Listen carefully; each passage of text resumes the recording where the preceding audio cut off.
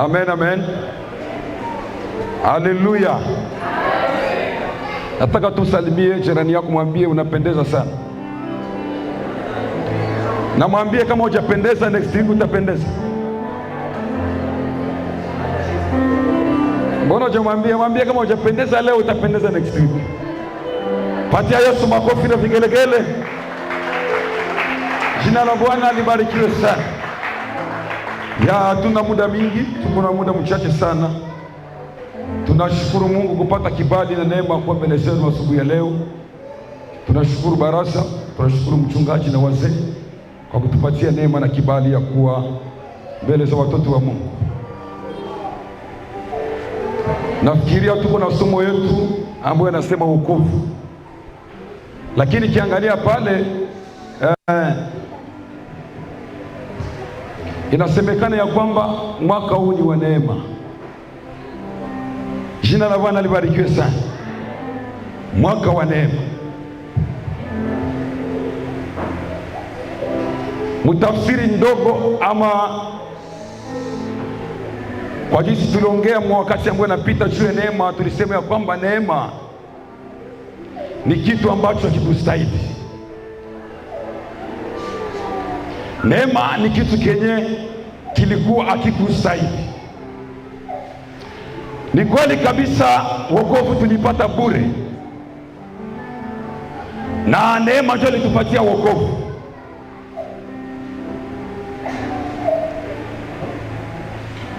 Na hakuna nguvu yoyote ambayo mimi na wewe tulifanya juu tuokoke. Hakuna pesa ambayo tulitoa ili mimi na wewe tuokoke. Hakuna prayer yenye tuliingia ndani tukasema basi Mungu tusaidie tuokoke. Ni neema ndio ilitufanya mimi na wewe tuokoke leo. Kabla tujaenda mbali, tusome kitabu ya Mathayo na kitabu yetu ya msingi, Mathayo 16:24-26. Na tunasoma kitabu yetu ya msingi Yohana 3:16 ili tusonge mbele. 16:24 hadi 26.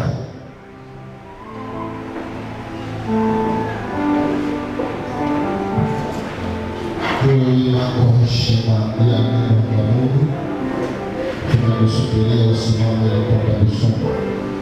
Yesu ndiye tunastahili kuamini. Mathayo 16 mstari wa 22 hadi 26, Biblia inasema, wakati huo Yesu aliwaambia wanafunzi wake, mtu yeyote akitaka kunifuata na jikane mwenyewe, ajitwike msalaba wake anifuate. Kwa kuwa mtu atakaye kuiokoa nafsi yake ataipoteza, na mtu atakayepoteza nafsi yake kwa ajili yangu ataiona. Kwani atafaidiwa nini mtu akiupata ulimwengu wote na kupata hasara ya nafsi yake? Amen. Amen. Kitabu yetu cha msingi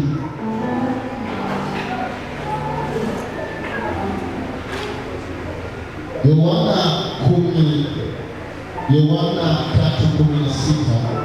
Tunasoma Biblia katika jina la Yesu. Biblia inasema hivi, kwa maana jinsi hii Mungu aliupenda ulimwengu hata akamtoa mwanawe wa pekee, ili kila mtu amwaminie asipotee, bali awe na uzima wa milele. Amen.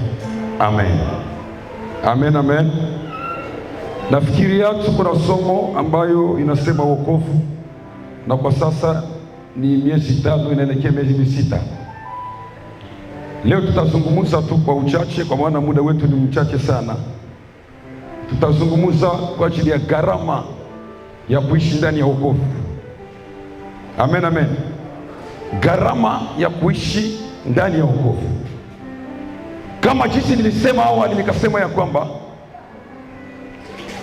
ni kweli kabisa wokovu tulipata bure, na hakuna gharama ambayo tulifanya mimi na wewe ili tuokolewe, ama hakuna price yoyote ambayo tulitoa ili mimi na wewe tuokolewe, lakini ilikuwa ni mpango ya Mungu kwa ajili ya kuokoa mwanadamu. Na wokovu ni zawadi ambayo Mungu alitoa bure kwetu, na ni kitu yenye Mungu alifanya ghafla, ni kitu yenye litokea ghafla. Maana maandiko nasema ya kwamba Yesu alifanya gharama kubwa sana pale Golgotha ili mimi na wewe tupone, ili mimi na wewe tuokolewe. Kuna gharama ambayo Yesu alifanya.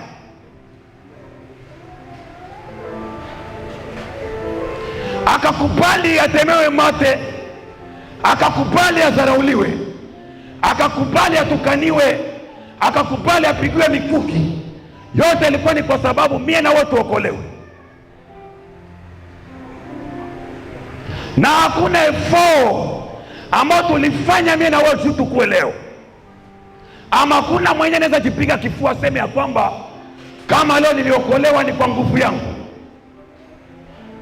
ama kama leo niko na ubiri ni kwa nguvu yangu. Ni zawadi ambayo Mungu alitoa bure. Lakini sikia nikwambie, wokovu tulipata bure, lakini kuishi ndani ya wokovu ni gharama. Kama Yesu alifanya gharama kukuokoa, maana maandiko nasema ya kwamba na wote waliompokea akawapa uwezo wa kufanyika kuwa wana wa Mungu. Kama alifanya gharama ya kukuokoa, kitu utajua ni kwamba wakati utakuwa ndani ya wokovu, na wewe ni lazima ulipe gharama.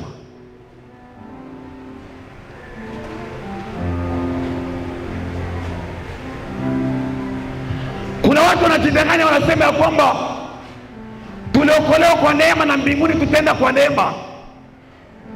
Kama ulihubiriwa kwa vile, wanakudanganya. Yes, ni kweli tuliokolewa kwa neema, lakini maandiko nasema ya kwamba ni wenye nguvu ndio watauteka ufalme wa Mungu. Yesu anaambia wanafunzi wake ya kwamba mtu mwenye atapenda kunifuata ni lazima ashikane peke yake. Na hii ndio gharama ambayo Yesu alikuwa anamaanisha. Jina la Bwana libarikiwe sana. Haleluya.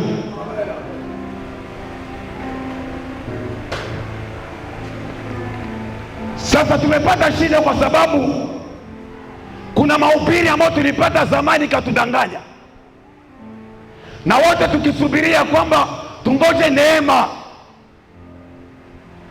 sote tutaokolewa kwa neema.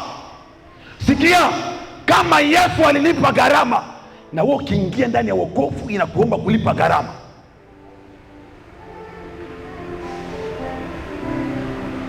Inakuomba kulipa gharama.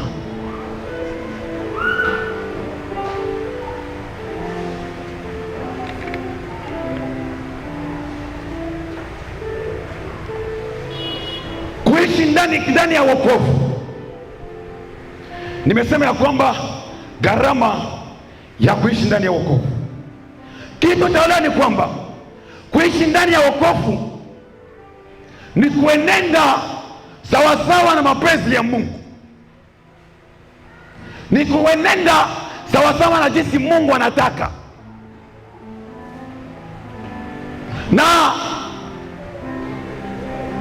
hii ni kutafuta Mungu kwa njia ambayo watu hawatakuelewa.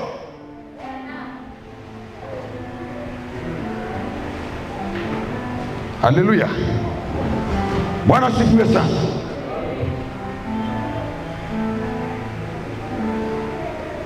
Gharama, sikia,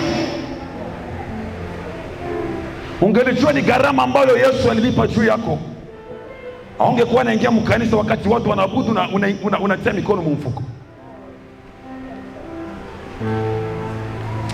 Ungelijua gharama ya kuishi ndani ya wokovu, wakati watu wako naimba ungekuwa natafuna bolga. Ungelijua gharama ya kuishi ndani ya wokovu, Wakati watu wako wanaimba ama wanasifu Mungu, haungekuwa na nyotana.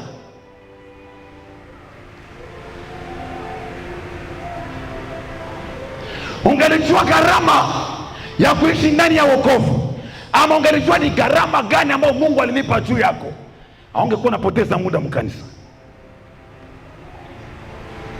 Sikia, watu wenyewe wanajua hii gharama, ndio wenyewe wakiingia muibada wakati saa ya sifa na mabudu, ni watu wenyewe wanajisahau. Ni watu wenyewe waangalie bei ya manguo yao, inawezekana atalale chini hata kama muna karumu kanisa. Wakati wengine wako wanapigana macho, wanateta mkanisa, yeye anajua kama kuna gharama ambayo Yesu alinipa, sina muda wa kupoteza.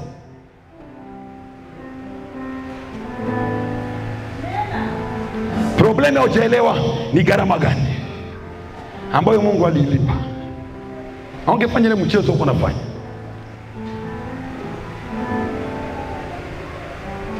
Sikia, kuishi ndani ya wokovu ni gharama. Juu wokovu yako itamanike na watu wengine ni gharama. Juu wokovu yako iokoe watu wengine ni gharama. Sikia, na wakambia Petro ya kwamba hata kutembea kwako Petro unafanana nani?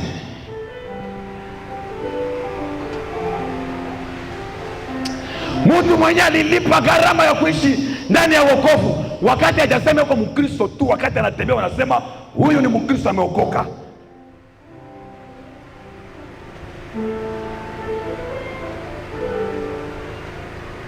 Gharama za kuishi ndani ya wokovu. Pointi ya kwanza ni kujikana nafsi yako. Gharama ya kwanza ya kuishi ndani ya wokovu ni kujikana nafsi yako. Petro wakati alikuwa hajapokea Roho Mtakatifu,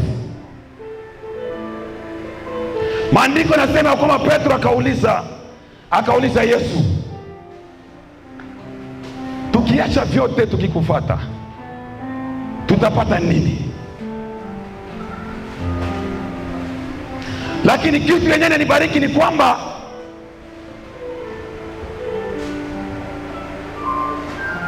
wakati alipokea Roho Mtakatifu, maandiko nasema ya kwamba walikuwa katika chumba ya juu. Wakati waliacha vyote, wakati walijikana, wakati walikuwa wanapitia maisha yenyewe wanafurahia, na kuiacha ilikuwa ni vigumu sana. Lakini Yesu aliwaambia kwamba mwenye atapenda kunifuata achikane peke yake na nifuate. Maandiko yangu nasema ya kwamba Petro wakati anaenda kwa ile mlango mzuri ya hekalu, maandiko nasema juu alikuwa shapokea Roho Mtakatifu. Aliambia ule kiwete ya kwamba nilicho nacho ndicho nikupacho, simama na utembee katika jina la Yesu, kwa sababu alikuwa ameshikana peke yake. Sikia nikwambie, hawezi pokea Roho Mtakatifu na utachikana na utakataa maisha yenyewe ulikuwa unafurahia, maisha yenyewe ulikuwa unapenda, maisha yenyewe ulikuwa unaona inakupatia furaha. Roho Mtakatifu hawezi fanya makao ndani yako, hawezi. Gharama ya kwanza ya kuishi ndani ya wokovu ni kujikana. Kujikana ni kukimbia tamaa za dunia. Maana kitabu ya Yohana nasema ya kwamba, Yohana wa kwanza 2:15, musipende dunia na mambo yake. Yaani kujikana ni kukataa tamaa ya macho, tamaa ya mwili, kiburi ya uzima na tabia zenye hazipendezi Mungu.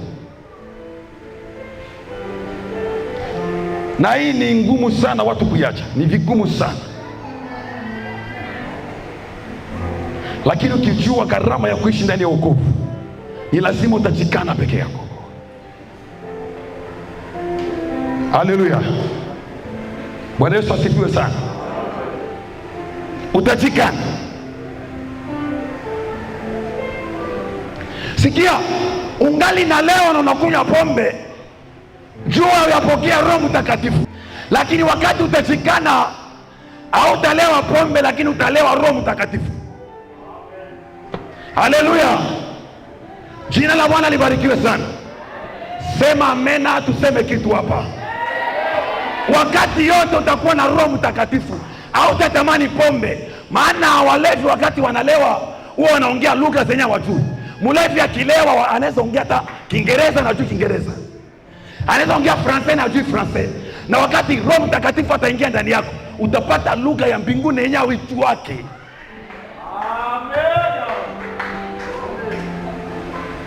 Utaanza ongea lugha za mbinguni. Sikia, walevi wa dunia wako na maalama. Kusura utaona na iko na vidonda mingi sana. Na watu wenyewe walipokea Roho Mtakatifu, utamwona tu huyu iko na alama. Maana wenyewe wana roho, utaona ya kwamba anakauka ana kitu. Lakini mwenye Roho Mtakatifu iko ndani yake, utajua kwamba kuna kitu kenye kiko kwa maisha yake. Hata maabudu yake itakuwa tofauti kwa sababu roho iko pale. Hana muda kuchunguza, hana muda. Ukiona mtu anaangalia mkanisa anachunguza watu, ujue kwamba anakauka, ni mifupa mikavu. Mifupa mikavu. Bwana Yesu asifiwe sana. Mungu anaambia Ezekieli ya kwamba tabiri kwa ajili ya mifupa mikavu. Sikia, mifupa mikavu ni watu wenye hawana uzima ndani yao. Ni watu wenye hawana uhai.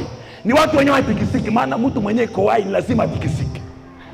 Mtu mwenye iko na Roho Mtakatifu, sikia, hana muda ya kuteta, hana muda ya kuteta. Hana muda. Nilisema siku ya tatu ya kwamba hapa ukiona mtu ni mtu wa kuteta, ujue kwamba kuna vitu vinne vikubwa. Kitu ya kwanza, mtetanaji hana kazi ya kufanya. Hamutasema amena wa mama, najua. Ndio maana sitawaambia Bwana Yesu asifiwe. Ukiona mtu iko na roho ya kuteta, ujue kitu ya kwanza hana kazi. Kitu ya pili, mtu wa kuteta, watu wa kugonda ndio wanatetaka sana. Mtu wa kunona anachoka haraka, hana muda ya kuteta. Lakini wagonde ndio wako na muda ya kuteta. Jina la Bwana libarikiwe sana. Uliza jirani yako, wewe ni mgonde au mnono? Muulize, usimsikie haya, muulize. Jina la Bwana libarikiwe sana. Haleluya. Ukiona mtu iko na roho ya kuteta, jambo ya tatu, ujue kwamba ni mvivu. Anashindwa kufanya kazi kwake. Sasa inabidi aende kwa jirani akulie pale, jua nini anashindwa kufanya kazi. Pointi ya ine, ukiona mtu ni mtetanaji, ujue kama ni mroho. Akikuya kwako, ujue unafuata chakula.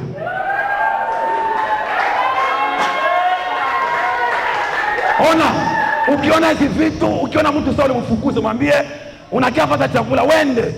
Sina muda ya kuteta na wewe. Haleluya. Jina la Bwana libarikiwe sana. Shika mkono wa jirani yako, mwambie usikuye kwangu na kuteta. Nitakufukuza. Mwambie nitakufukuza.